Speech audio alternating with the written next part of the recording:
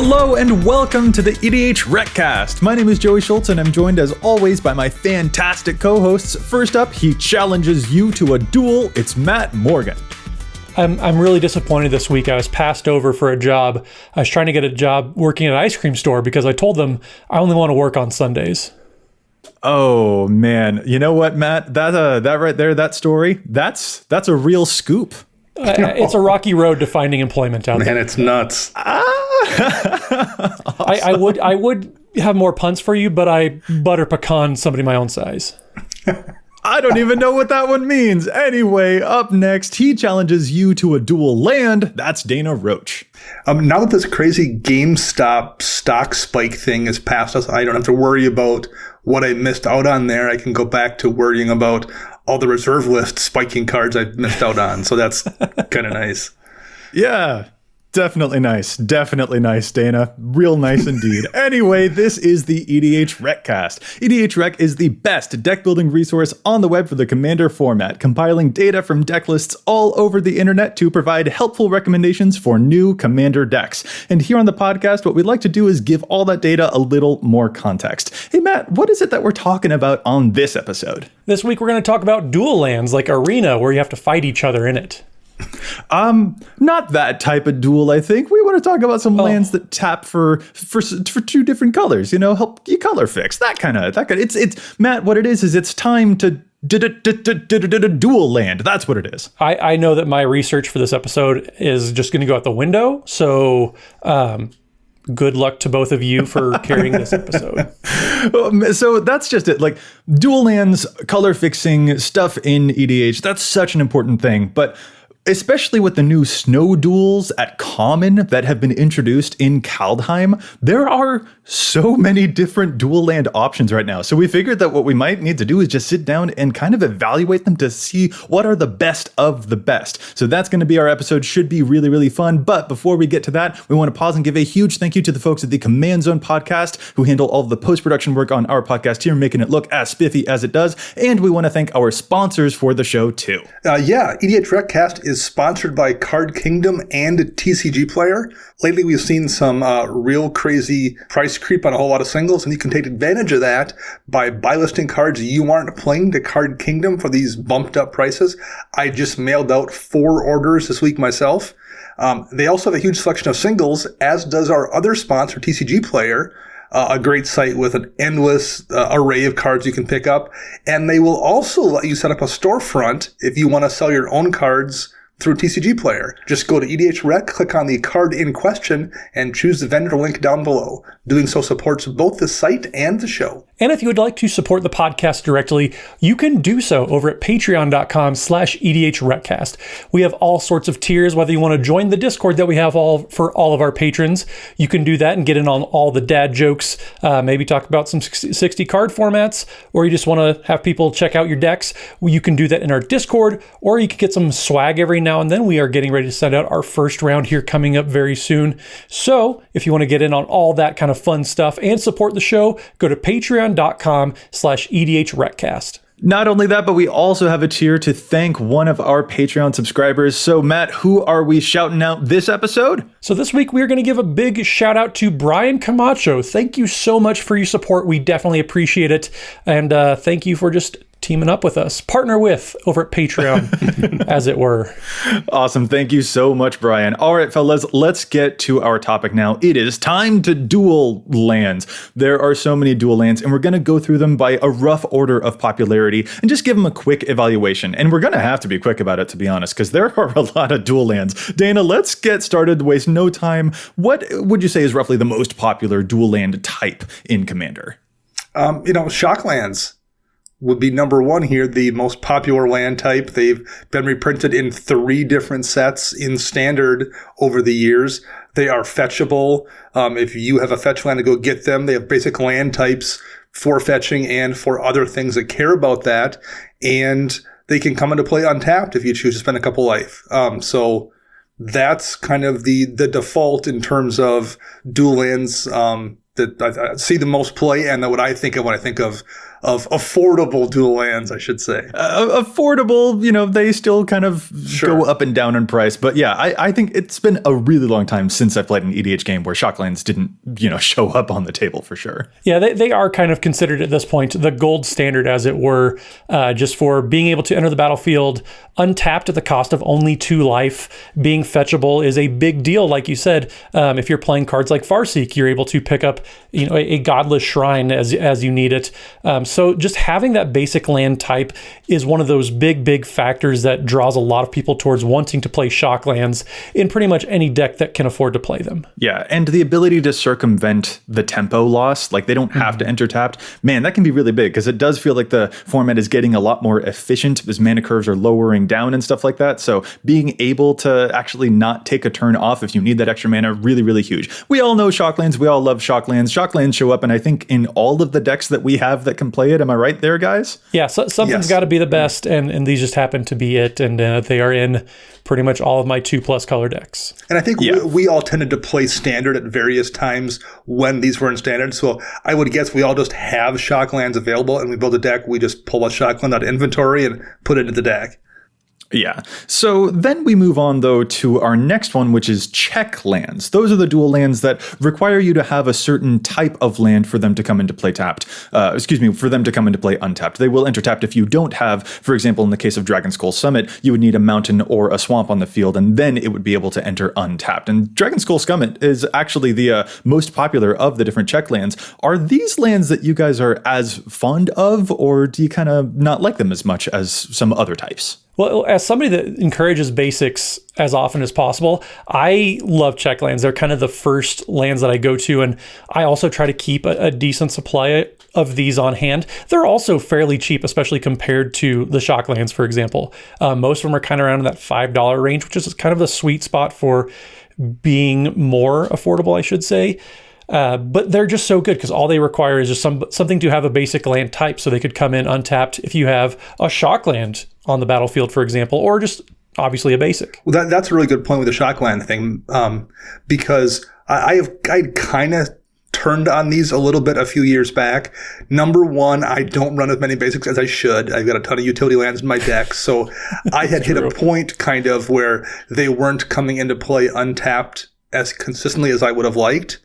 But then in the last couple of years, we've gotten other dual land cycles that do have the basic land typing, as well as like the triomes that do, and things like Mystic Sanctuary, the cycle of one color lands that was in Eldraine that also had basic land typing. So now I've kind of come the other direction on them because just accidentally I've put more of the basic land typings into my decks that make these a little bit better. So if I'm playing a 2-color deck, they're in a 2-color deck, and for the most part, I'm playing them in 3 colors as well. I mean, that's a really good point that you said. Like the more basic land types that we get on our dual lands, these kind of get better and better. Like a lot of other land cycles, they're just what they are. Like Shocklands they're never going to get really actively better than they already are. These do, because the more dual lands or triomes that we get that have basic land types just helps out this land cycle. Very, very much. Dana, I've had the exact same experience, although I love that in lieu of playing basics in your deck, you're playing cards that have basic land types instead, because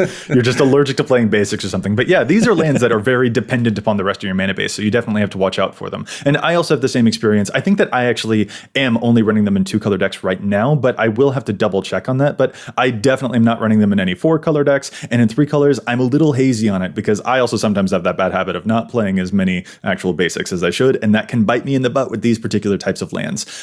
Speaking of all of those different types of lands that have land types on them, Matt, what's up next? So the next ones are the Battle for Zendikar Lands, and I don't know if they ever got a catchy name other than the BFZ lands, but these are going to be stuff like Cinderglade and Canopy Vista, where the land is going to enter the battlefield tapped unless you control 2 or more basic lands. Now, unlike the Czech lands that need basic land types, these actually do need basics, but I really like this cycle because A, I play a lot of basics, but B, I think the cycle, as far as like bang for your buck, probably the most like cost efficient dual land, because most of them are like $1-ish because they've been printed in precons several times. Yeah, being cheap to purchase and being fetchable does a whole lot for the fact that these are going to come into play tapped for me more often than I would like. But those 2 factors really offset it.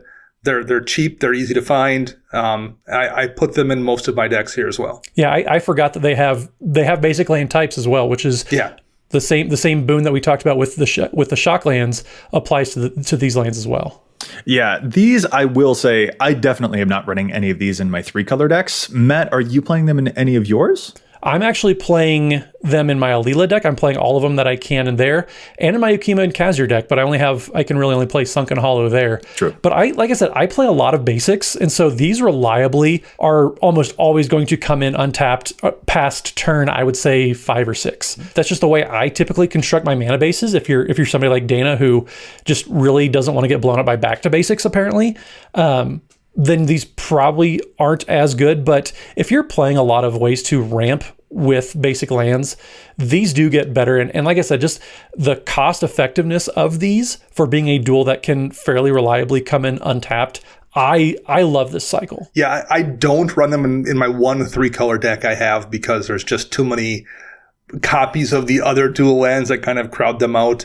And I definitely am bad about running basics in a 3-color deck, even worse than how bad I am in a 2-color deck. So I don't run them there, but I agree they are really, really solid and a fantastic value for sure. Yeah, I definitely want more of these, actually, because as far as I know, there's only the ally cycle yet, and they haven't done the enemy cycle. And I've got a lot of Golgari decks that would love to be playing lands like these. So Wizards, finish that cycle soon. Up next, we've got Pain Lands. They enter untapped. They can tap for a colorless, or if you let them deal a damage to you, they can tap for one of the 2 colors that you might need, like a Darkar Wastes, for example, or the most popular one that we're seeing is Yavimaya Coast, which can tap for a blue or a green, but it will deal the damage to you. Pain Lands, I really, really like because there is guaranteed no way that they're going to affect your tempo. And if you need the color, then maybe you need the color. And if you don't need the color, it's not going to deal any damage. I'm a really big fan of Pain Lands. I think that I'm running these not just in my 2-color decks, but also in my 3-color decks as well. Yeah, I'm totally with you there, Joey. 2-color decks, 3-color decks. These are probably my favorite cycle, maybe even after the shock lands. The fact that the reality is, like, after turn 5 or so, you don't generally take that much damage from them anyway. I mean, on occasion you'll need the pip, but like there's plenty of times that at that point you can kind of work around taking damage from them. And the fact that they tap for a colorless is pretty useful in some situations if you're playing a deck that like cares about colorless mana, if you're using Eldrazi Displacer or something. So like that can be relevant as well. I think they're a really good land. They've crept up in price a little bit. There's a few of them that are closing in on 10 or even a little bit more than that now. So they're not the value they once were. But I'm a huge fan of these lands, and I put them in almost everything. Yeah, the enemy color pairings got, I believe it was some core set reprints. So there's quite a few of the enemy color Pain Lands floating around. So I think they're typically going to be a little cheaper, but I think that the Pain Land cycle is probably one of the more underrated land cycles because, like you point out, Dana, like no matter what, they're going to come in untapped, and they might deal you 1 to a few damage in those early turns. But later in the game, the fact they tap for colorless mana is a huge boon that I think a lot of people kind of forget about almost. And especially, like you mentioned, underratedness. Like the most popular shock land is showing up in 53% of decks that can play it. The most popular Pain Land, Yavimaya Coast, is showing up in 26% of decks that can play it. So there is definitely quite a disparity that you're highlighting there. And also, Matt, to go back to the fact that Dana said he really loves the shock lands and he really likes the Pain Lands, does it surprise you at all that Dana's favorite lands are the ones that hurt him for benefit? If you won at one life, you still won. That's Dana's motto. You bet. This is the guy who genuinely has decided that losing 24 life was worth drawing a card. So like he loves dealing damage to himself for benefit. I still think that none of these lands, no matter what, will equal the life that Dana has lost to his ancient tombs over the course of any game that we've played over at twitch.tv/EDHRECast. Very likely. Dana's starting life total is 12.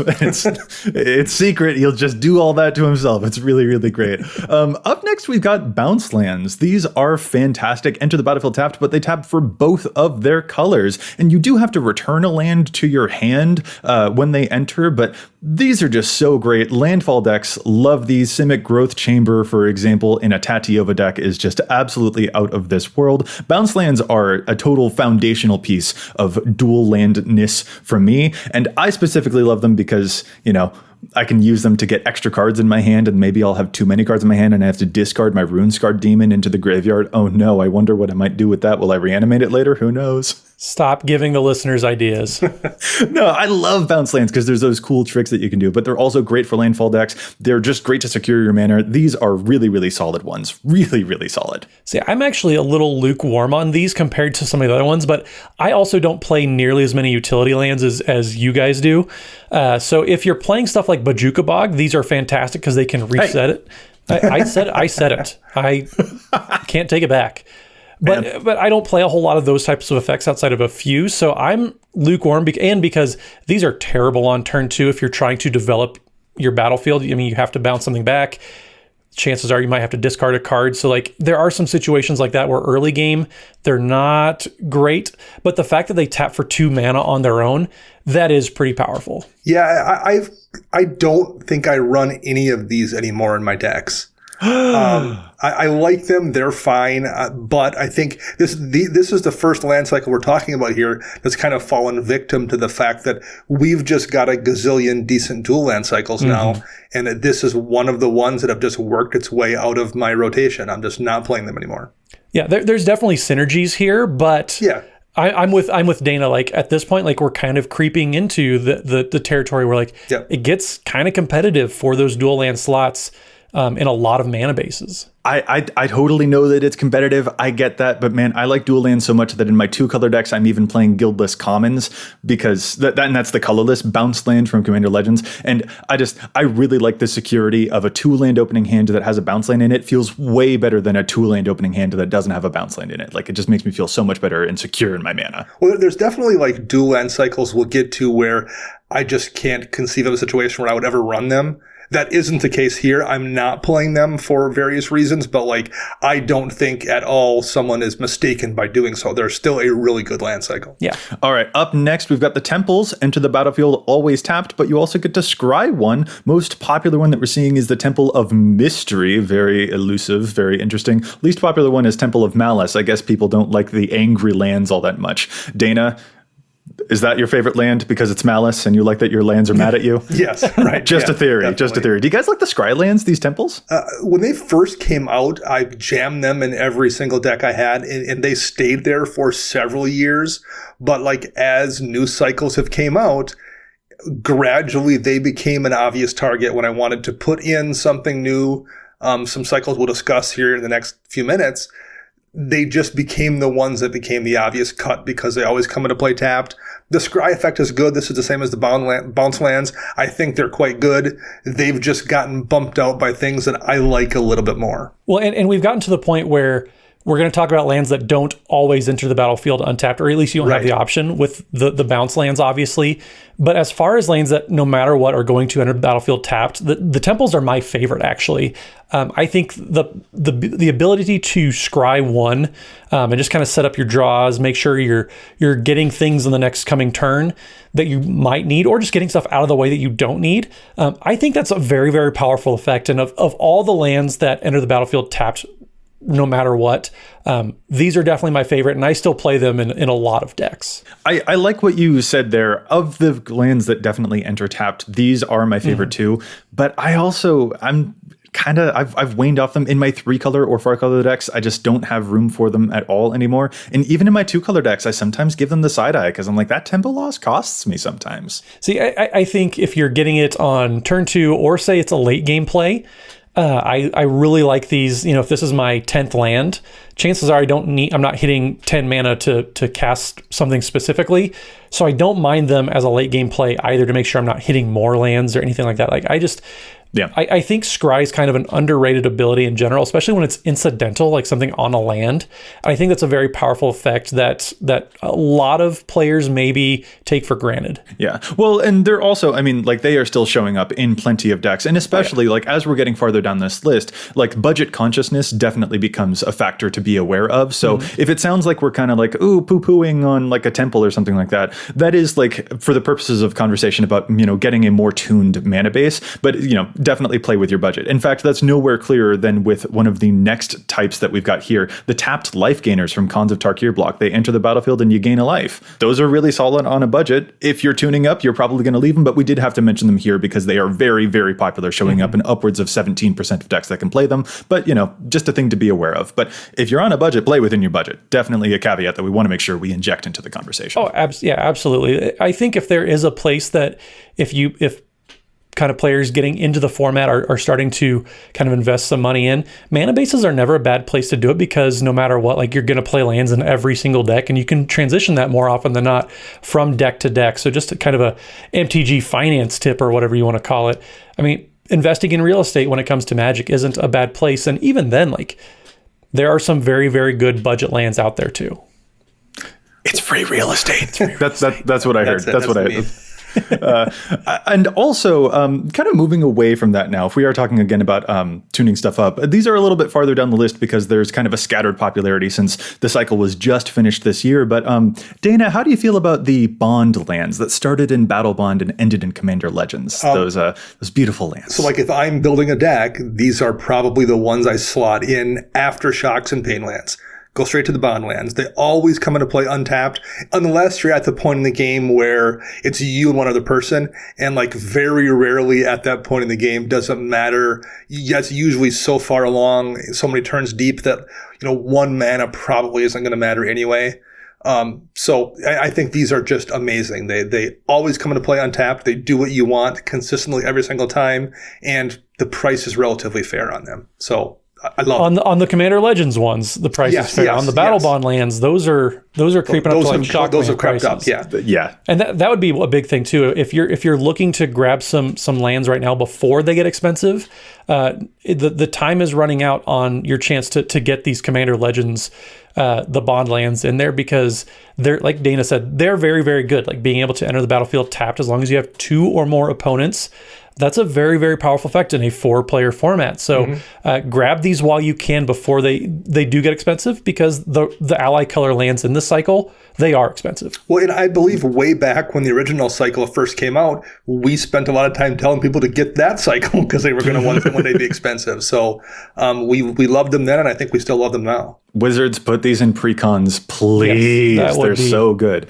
These I do play in my 2-color decks. I play them in 3-color decks. I'm pretty sure I even played them in my 4-color decks. And if I had a 5-color deck, I might consider some of them in there too, if I had extras. I don't really have extras because they are climbing up in price in some cases. Like, these are really, really solid Wizards. If you can make them more affordable, we'll love that. And something that I think the numbers would definitely be higher on these too, if A, they were around as long as some of these other cycles, but B, like, if they were just easy to find, because sometimes they are a little hard to find for, like, your local game store. Yeah. Something that I definitely don't want to see much in precons anymore are the guild gates. Another one that I feel like we're kind of obligated to mention. Yes, they're budget friendly, but they always enter tapped. I don't like these. I don't know. I almost think that, like, you want a regular basic land up for guild gates sometimes, unless you're specifically building a gates deck. I'm just not a fan of guild gates anymore at all. I think their home at this point is in a very budget list. I had to build a $50 deck fairly recently for a thing I participated in. I put guild gates in there because at that point, there's just so few dual land options you can fit in that kind of a budget deck. They're absolutely good enough for that kind of environment.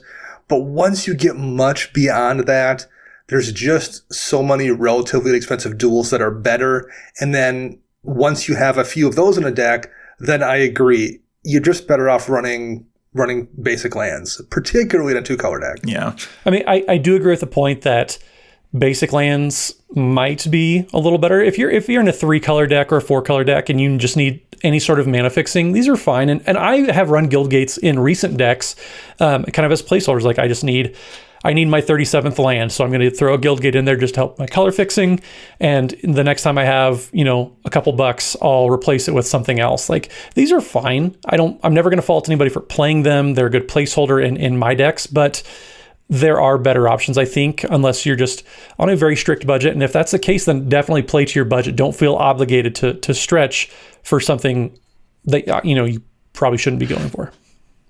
Do you mean like the next ones on our list of popularity? Like the Definitely OG? those.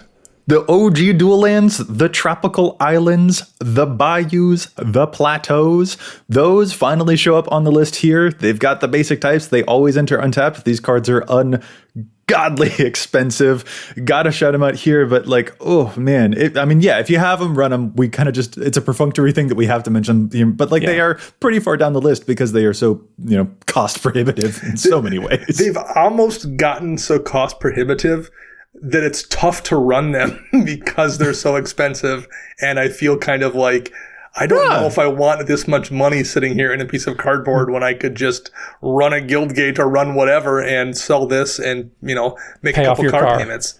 Yeah. Exactly. Yeah. No, totally feel the same way. And actually the next one on our list, we're finally getting to the Fetchlands as well. A bit more cost effective than the OG duels, but only kinda, to be honest. They sacrifice, you pay a life, and you go find another thing, and you can find, like, in the case of Polluted Delta, an island or a swamp, and so you can get your dual lands, your other types of dual lands there. These things are also amazing staples, although, notably, for being staples in Commander, the most popular one, Polluted Delta, only shows up in about 15% of decks that can play it. I usually thought that it would be, like, a red-green one or something because of the landfall applicability that these can have, but I guess it turns out not to be the case. Yeah, fetches are great because of their interactions with those other dual lands.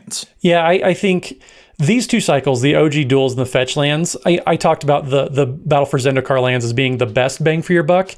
This is the opposite. Like the amount of money that you invest into the original dual lands from Alpha, and then any fetches, really, the whether you're talking about the Onslaught cycle, which is the ally color, or the original Zendikar cycle, which is the enemy color fetch lands, I think you can get so much more power into your deck by skipping the Scalding Tarn and buying literally any other, 15 cards for the deck. Indeed. Yeah, I played a lot during cons, so I have multiple copies of most of these. If I didn't, I probably wouldn't be adding them to decks, or at least I wouldn't rush to do so. I might do it, hey, I've had this deck for 3 years, I love it, I'm going to upgrade to a dual land. But for how much value they provide outside a landfall deck or something, like in your average deck that doesn't care about landfall triggers or something, for me, they wouldn't be worth chasing down given what the price is. Yeah. Yeah. They just, like, it's almost like kind of a luxury item at this point. Like, yeah, they're nice, but you don't need them to build a functioning mana base. And like, it's only one land that's going to occupy $40 plus of your budget towards the deck. And if you're playing on a budget, definitely skip these and get literally a whole mana base. Right. Yeah. Absolutely, yeah. What do we think about the Shadowmoor filter lands? So an example here being Graven Cairns, which can tap for a colorless mana, but also you can pay a red or a black mana to produce red-red, red-black, or black-black. So you have to pay the corresponding color, but then you can really mix and match the types from within that color. Well, Dana, where do you think you're at with those? Like, do you play these in 2 colors? Seems like a good deal, but in 3 colors? Does that seem like a good deal? Do you like these lands at all? What are you thinking? I do play them in 2 colors.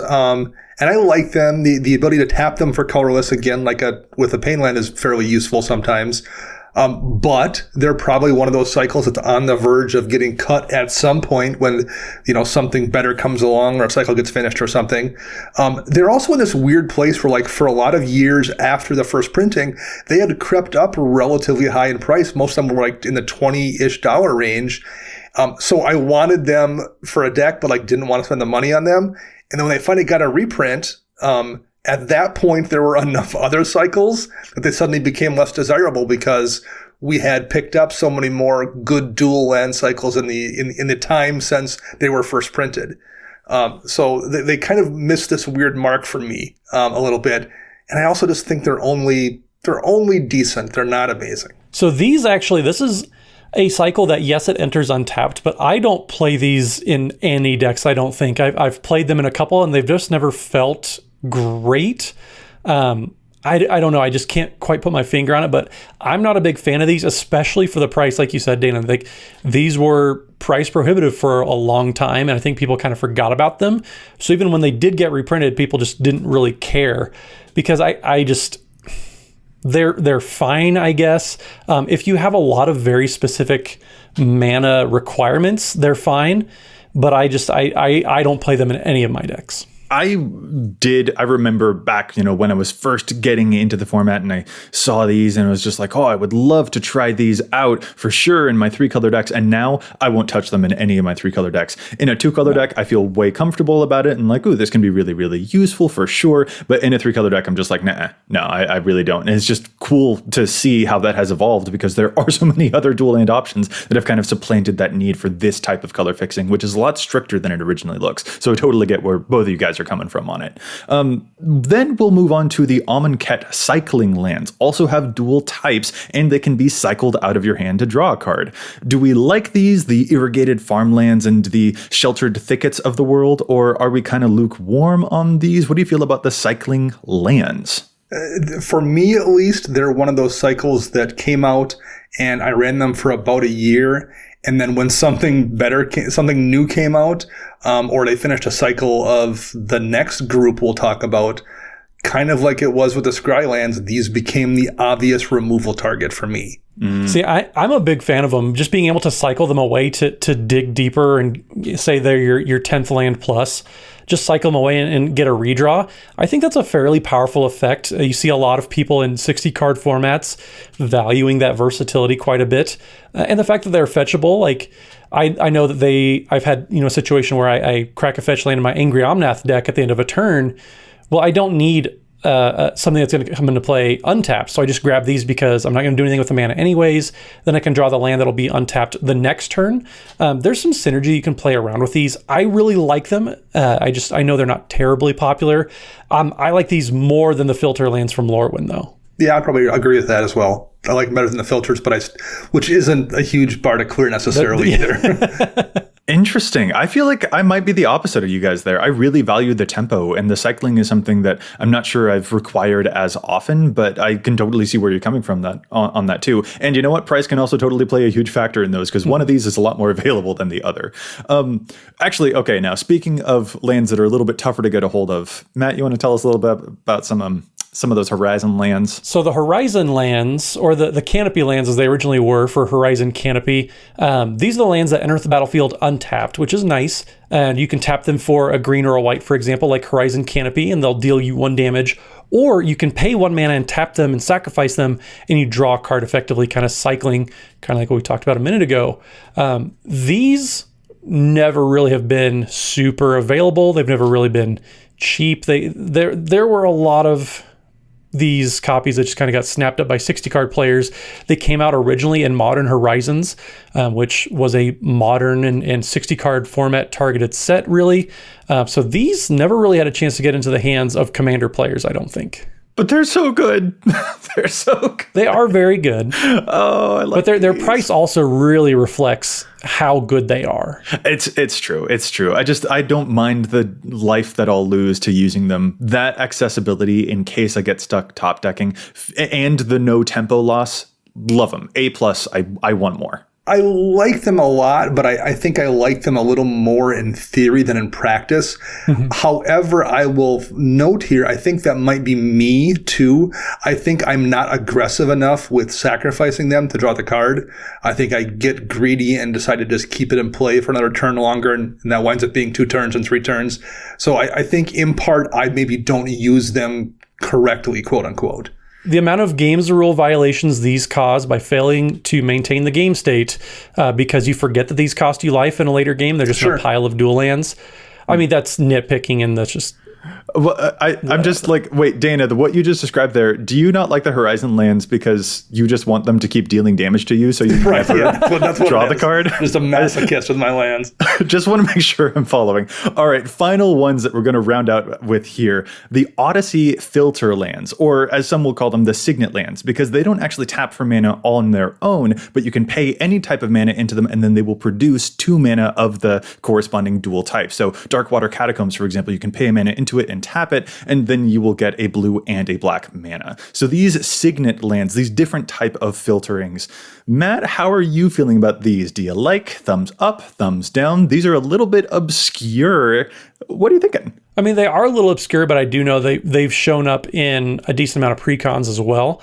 I don't play these in any of my decks. I don't think they cut it. Not being able to tap for mana on their own is kind of a detriment in my mind. I'm not a big fan of them. I don't think I play any of them. I think you can play any number of different cycles that we've already talked about over this. All right. I am a big fan of these. So I'm the opposite of Matt here. I wish they would finish this cycle. I run them in every deck that can run them. I have them in my 3-color deck, the one I have as well. Unlike the Shadowmoor filters, where you can find yourself in weird positions where you don't have the right color mana to kind of activate them. If you've got a mana, it doesn't matter what, you can use these. So basically, unless it's your only land you've kept on turn 1, it's a land you can activate and get both of the colors you need.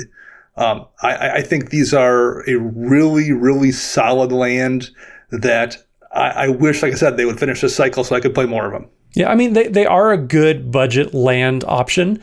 I don't play really any of them, but I see why you would want to, yeah. I thought that Dana was going to say, I wish that they did damage to me, but I was wrong. What's especially useful about these is that if you have a high density of utility lands, like a lot of non-basics that only tap for colorless, this is a great way to color fix from those. And I think that's my favorite applicability for them. I could maybe be persuaded to run these in a 3-color deck, but I do largely in my head kind of reserve them just to 2 colors. But like the Shadowmoor filter lands, I don't think I could ever be persuaded to run those in a 3-color deck, whereas I could with these Odyssey versions. So that's definitely something else to keep in mind. And you've noted, Joey, like I do run a ton of utility lands, and you said, these work really good in decks that do have them. So that's probably part of the reason I'm partial to them as well. Mm-hmm. All right. So guys, we just went through a bunch of lands, and here's the thing. We didn't even address all of the most interesting ones even, because like there's a bunch of new lands that have come out recently from Zendikar and Kaldheim that just don't even have enough data for us to really talk about yet. The pathway lands that are, double-sided modal, double-faced cards where you get the choice of which side to play. And there are now snow duels at common coming out in Kaldheim, always intertapped, but they've got basic land typing. And you know what? There's a bunch of other ones that we don't even have time for. There are Shadow's hand lands where you have to reveal certain types from your hand, like Choked Estuary. There's the Refuges. There are Future Sight dual lands that do all sorts of crazy stuff. There's the cycle of Tainted lands. There are even tribal lands like Ancient Amphitheater, where there are like basic tribal types that can help you with untapped or tapped. There are the slow fetches that we didn't even address. There are so many different types of dual lands nowadays. And that's the thing.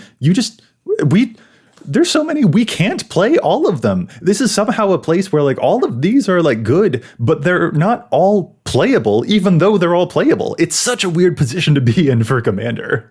Yeah, this list here is where you get to the point where it tends to be very deck or playstyle specific. Shocklands really don't care what you're doing. They're fantastic no matter what. And really a lot of the cards on the list we talked about early, where we got into an in-depth discussion, there's some flex in how you play or how your deck is built, but they're for the most part pretty good. This grouping here is really dependent on what you're doing and how you're doing it. Yeah, I'm never going to fault anybody for playing some of these, especially as like a budget option, but I just think that there are some better options out there. Some of them I like a little bit more than like the Signet Lands we talked about. But at the same time, like there are so many land cycles out there. Like you literally don't have space to play all of them in any given deck. We're just naming the ones that are the most popular by the amount of decks that they're in. But there are so many out there, and just like we didn't even like. There's Jumpstart Lands, the thriving land cycle, right, that are totally fine. Like there's a lot of just totally. I think they're playable. I know Joey doesn't, but like there's totally fine lands that we don't have time to talk about because there are just so many out there. Yeah, and I think, to use some specific examples here, I think if you are playing a 2-color deck that's very heavy into black, and therefore you're running a bunch of swamps and things like that, the Tainted Land cycle is just as good as the Battle Bond land cycle for the most part. I would run them in that kind of deck. If you are playing something with With red, where you're running like a Valkut, for example, where you want to have as many mountains as possible, then those the snow duels, the new ones we just got that have the land type on them, become that much better in that kind of deck. So I think those are, like I said, these are just really specific to what you're doing, and a lot of them are playable in that kind of specific thing that you're doing. Yeah, I mean, a lot of them are playable, but they're just not all playable, right, which is the really ironic thing. And as far as you only have so many land slots in a deck. Right, exactly. Right. If you were to play all of the lands that we list off in this episode, you would not have room for basics or for utility lands at all. In fact, I actually went through to get some just anecdotal evidence, but I wanted to kind of track, like in our decks, how many of these dual lands we are actually playing on average. Because like we listed off like 12 or 15 earlier, and then we also mentioned a bunch of other ones that we don't even have time for. But like even among the 12 or 15 that we mentioned, even we're not playing all of those in our lands at all, in our decks at all. Like I checked my Marin deck, for example, and it turns out that in that deck, I'm using 8 total of the dual lands that we talked about. I checked out my Thalys deck as well. The same story happened there. I'm running 8 total different dual lands. And I didn't want to make it just about me. I also went through your guys' decks. I was a bit of a snoop. Sorry about it. I checked Dana's Vela the Nightclad deck. Again, I saw 8 dual lands in there. And his Glissa deck, I saw 9 dual lands. And then Matt, when I started snooping on you, I went through your Miri deck, for example. You were a little bit weirder. You were running even fewer. You've only got 5 dual lands in your Miri deck. And your Riel the Everwise deck, only 6. So like, that's just it. The dual lands that we listed, there are a bunch of good ones, but you don't have room for all of them because you still got to make room for your basics and your utility lands. Like, of all those good dual lands, you're not on average really going to be running all that many of them, even though they're also great. Yeah, I mean, I've been gone on the record a few times, just a couple, saying that like I tend to prioritize just trying to get as many basics into my decks. But then hearing you actually say I only have 5 duels in my Miri deck, like I kind of think about it for a second. I'm like, yeah, that sounds about right, actually. Especially in 2-color decks, and well, that's one thing that I kind of noticed was those are a bunch of 2-color decks that we all have, but they're playing single digit in most circumstances amount of dual lands. And I'm sure if we go to 3-color decks, that's kind of get a little topsy-turvy. Yeah. Here, let's count up through your Ukima and Khazar deck. That's a 3-color deck there. We are seeing 22 total dual lands in your Ukima and Khazar deck. So even then, that's still probably 7-ish of each different type. And not like 22 of just one color combination, but only about 7-ish of a certain color combination. So, I mean, again, it's just anecdotal evidence, but like that's how whittling down on these dual lands, it kind of ends up being in practical usage rather than just abstractly thinking about the dual lands. When you actually get down to the deck building, there's just not room for a whole lot of them. Well, and I know in my Alila deck as well, that's a 3-color deck. There's 17 dual lands and they're not counting like command tower, stuff like that, but I still run 12 basics and like I cut on a few dual lands because I'm focusing on utility lands and like that eats into it because I'm still going to value my basics and I'd rather cut dual lands and some of that in exchange for my utility lands like Hall of Heliod's Generosity in that deck, for example. Now, Dana, to clarify real quick, a basic land is a thing that was printed in the original set. Yes, it's got like types like forest and swamp, and they just have. I just wanted to make sure that you were on the same page. You can customize whatever art you want on them as long as they're snow type. My one 3-color deck has 6 basics in it, two of each basic type. Is it because they don't deal damage to you? Yeah, that's the main reason. All right, which is a tremendously greedy mana base. I will absolutely die the first second someone glances in the direction of a blood moon. Very, very much. All right, fellas, we've put it off long enough with all of that land data, but you know, it's not a classic EDHREC episode unless we get to our favorite segment, Challenging Some Stats. It's one of our favorites here on the podcast because there's so much data on EDHREC, but we don't always agree with it. Sometimes we think the cards are seeing too much play or too little play, so let's take a break from the dual lands real quick and talk about Challenging Some Stats. Dana, how about you start us off? Absolutely. So Mana Geyser is a card that puts mana in your mana pool for each tapped land your opponents control. It's fantastic in Commander, and it's one that I've played more than a few times to good effect on EDHRECast stream at Twitch TV/EDHRECast. Jessica's Will, that also adds mana to your mana pool like that in red, is already in 3,000 decks, despite only existing for like the last 2 months. However, the card I want to challenge here is Battle Hymn. Does a similar thing. It's in just under 6,000 decks, which is a good amount, but It's 1 and a red for an instant, and you add a red to your mana pool for each creature you control.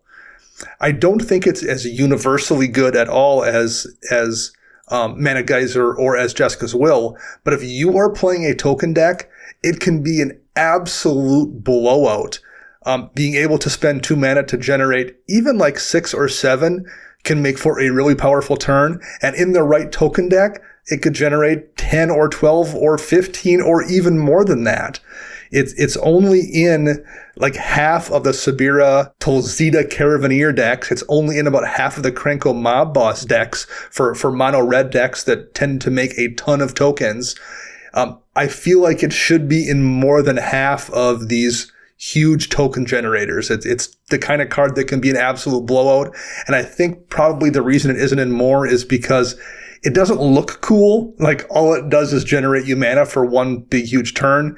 And I think it's an easy thing to cut in favor of something flashier, but I think it should see more play. Sweet stuff. All right. I'm going to move on to my pick now. And this is a really strange one, but I found it for my Mimeoplasm deck recently, and I couldn't be happier with it. This is the card Waker of Waves, a 7-mana 7/7 whale that says your creatures your opponents control get -1/-1. And that doesn't sound all that good, but here's the cool part. It has an ability of paying 2 mana and discarding Waker of Waves from your hand to let you look at the top 2 cards of your library. You put one of them into your hand and the other one goes to your graveyard. So this, most of the time, is just sort of a cantrip effect that lets me load a good creature into my graveyard for my Mimeoplasm to nom on a little bit later, and it will put another card into my graveyard too. And frankly, even just reviving this later on to, make sure that my opponent's token army is a little bit worse against me has been really effective. This is an uncounterable cantrip spell that helps me load good stuff into the graveyard, and I couldn't be happier to have found it for my Mimeoplasm deck to get great tokens on him and to revive big whales from the graveyard. Like, it's a very missable card, only showing up in 125 decks right now, but this is a really interesting one that if you are in a blue Reanimator strategy, you might want to give a look to because of how easy it is to get into your graveyard. So that's my challenge. And Matt, take us home. What's yours? So my challenge this week is our listener submitted challenge. Jimmy the Bass in our patron Discord, which you can join, patreon.com/EDHRECast. Jimmy had a really good suggestion this week that I kind of thought about for a second. Then the more that I talked about it, then when Joey gave me the stamp of approval, I knew it was a pretty good challenge. So Jimmy's pointing out that Mimic Vat is currently only played in 6% of Sir Conrad decks. Now, Mimic Vat, it does a lot of stuff. Basically, you can imprint creatures that go to the graveyard, you exile them, and then you can just exile something else. And there's a lot of words on it, folks. There's a lot of words. But Sir Conrad is a mono-black commander that cares all about creatures entering and leaving the graveyard, specifically your own graveyard. So Jimmy points out that it's a way to get compounding triggers for Conrad in the event of multiple creatures dying at a time due to the imprint being a triggered ability, not a replacement effect. So when your creatures die, you can have all of those triggers go on the stack. You can imprint one, then you can imprint another, and then you can imprint another. All the while you're getting enter the graveyard and leaving the graveyard triggers while it's all happening. You're probably doing a healthy, well, not so healthy for your opponents, but a good amount of damage in the process of all of those triggers going on and resolving, because so many creatures are entering and leaving the battlefield thanks to them getting exiled with the imprint ability on Mimic Vat. Joey, I know, is just giddy right now. So I think this is probably a pretty good challenge, I might say. So good catch, Jimmy the Bass. Or base, whichever one you are. Only in 6% of Conrad decks. That is a little bit low indeed. I have recommended this in an Upping the Average video for Sir Conrad. I run it in my own Sir Conrad list. It is really messed up how many secret triggers this can get you. And also, if you just happen to put a good creature underneath imprinted onto the Mimic Vat to just pump out token copies of it every turn, that's also good, which is the original function of the card. But yeah, that's also sometimes pretty acceptable in addition to the extra damage that this card can let you do. Yeah, it definitely seems like it's going to get out of hand pretty quickly, and the fact that Joey's already playing it means probably more people should be playing it. I hear Joey knows a thing or two, not three though, about graveyard decks. As a necromancer myself, I have picked up a few tricks, and Jimmy the Bass, I definitely approve of this one. All right, guys, let's get sort of wrapping up our sort of final thoughts maybe about dual lands. What are some potential lessons that you should take home about which dual lands you should choose? There's not a whole lot that you actually will always have room for. So how do you find the dual lands that most suit you in your decks, would you say? Dana, do you have any tips that you would want to share? The one tip I would share, I guess, would be to periodically reevaluate the dual lands that are already in your decks based on what has happened. We both discussed, Joey, how our thoughts on the Czech Lands have kind of changed over the years as we've gotten other dual lands that granted that basic land type. That's the kind of thing that's going to probably keep happening, and maybe down the road that's going to make the tainted land cycle more appealing when suddenly you realize, well, in addition to my 6 basics, I'm also running like 6 or 7 different dual lands that have the basic land typing. Suddenly those tainted lands in black become that much better because you're running other dual lands that have the typing. So that's the kind of thing to kind of reevaluate periodically, because the lands you add sometimes change the other lands. Talking about the Lorwyn filters, the more lands you have in your deck that tap for colorless, the more utility lands you slowly start adding. Those Lorwyn filters become less useful because you need a colored mana to actually turn them on. So that's the kind of thing they can get away from you if you're not careful as you've made changes. The utility of some of these lands in your decks changes as well. And Matt? I mean, my big thing is just play to your budget. And then there's, like I said, there are so many rare dual land cycle options out there, and even not even rare ones like uncommons and commons even, that are going to get the job done. You don't need a fetch, shock, original, alpha beta dual land mana base to have a functioning and an effective mana base. Like, there's so many options out there. The pathways are great, and if you're playing the pathways with the bounce lands, that's a way to reset your pathways to getting all sorts of different colors out there. It requires a little bit of creativity, sure, but man, there are so many options out there, and relatively affordable. Budget is purely subjective, I know, but you can almost always find some way to upgrade your mana base with some of these dual lands. And like I said, some of those cycles that we kind of talked about but didn't because we don't have time, there's a lot of options out there. And I think just putting a little bit of research into it, you can find very effective additions to your mana base that aren't going to be super detrimental to your wallet as well. Yeah.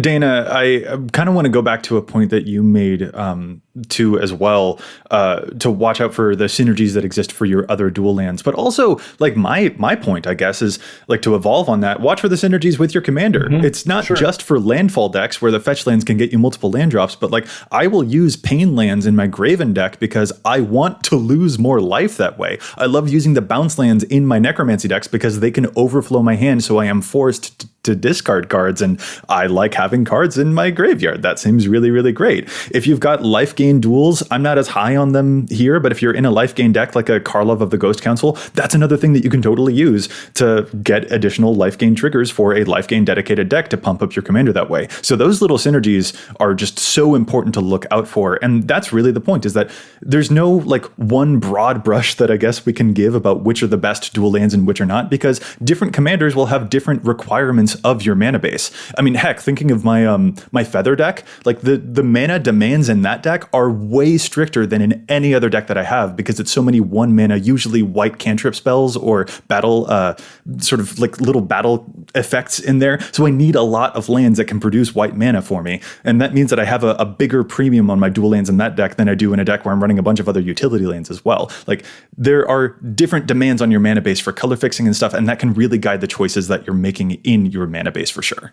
Yeah, I like the point that you said, Joey, about look at your deck and like what kind of color pips you need in that deck and kind of craft around that, because there are some decks like my Miri deck, I don't have a lot of double color requirements in that deck, so I can play a lot of basics, but I mean, if you're Dana and you're playing triple red, triple blue, whatever, I mean, you might need to emphasize the dual lands more. I think that's why he does it. I think that's why Dana does it. Well, I do in some cases, like you joke, but like my Sphinx deck is super hungry for blue mana because almost every Sphinx is double blue. Some of them are triple blue. So I have more than the average amount of dual lands in that deck because I just have so much blue mana as a requirement. Kind of the inverse of that would be my Kedis and Crom deck. Most of the spells I cast tend to be red when I cast them on like a kill turn, and I tend to want to cast like 3 or 4 spells, all of which tend to use red mana. So I need to have a density of red mana pips in that particular deck. So I run more than average there as well. On the other hand, just having added the card Forsaken Monument to my Vela deck, that was a card that came out in the most recent Zendikar set, and one of the clauses on that card is whenever you tap a permanent for colorless mana, add an additional colorless.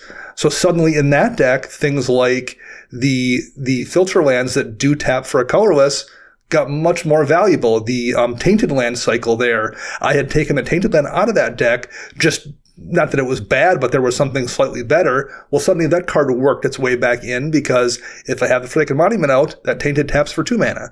So those kind of changes, right? It's not just about other lands in your deck. It's all the cards in your deck make a big difference. Indeed. So now my final mission here, I think, is to find lands, not just the ones that Dana uses, his own lands that deal a bunch of damage to him, but now my mission is to find dual lands, my own dual lands that also deal damage to Dana. Dana, I can't wait to find that is a cycle I really look forward to. I'm sure it's coming around the corner. This was a whole bunch of fun, you guys, but with all of this, what I think we need to do is call the episode to a close. So thank you so much for joining me. And if our listeners want to get in touch with us, where is it that they can find us all? Matt? So you can find me on the Twitters at Mathimus55. That's MATHIMUS55. And don't forget, Wednesday evenings we are streaming games. We play Paper Magic via the spell table over at twitch.tv/EDHRECast. Our guests are always great. The games are usually great, but sometimes they're even better than great. So make sure you tune in Wednesday evenings and check out all the games we're playing over there as well. And Dana. You can find me on the Twitter birds at Dana Roach. You can hear me once a week on my other podcast, CMDR Central. And you can find all 3 of us on patreon.com/EDHRECast. And I'm Joey Schultz. You can find me at Joseph M. Schultz on Twitter, and you can find the cast at EDHRECast on Facebook and on Twitter as well. Plus, if you have a question, you can contact us at EDHRECast@gmail.com. Our thanks go out once again to the entire team at the Command Zone for handling the post-production work on our podcast here, and our thanks go out to our sponsors for the show, TCG Player and CardKingdom.com. You can find them using the price info links on EDHREC, or you can visit CardKingdom.com/EDHREC, and that shows your support for the show. Listeners, we'll be back at you next week with more data and insights. But until then, remember, EDHREC your deck before you wreck your deck.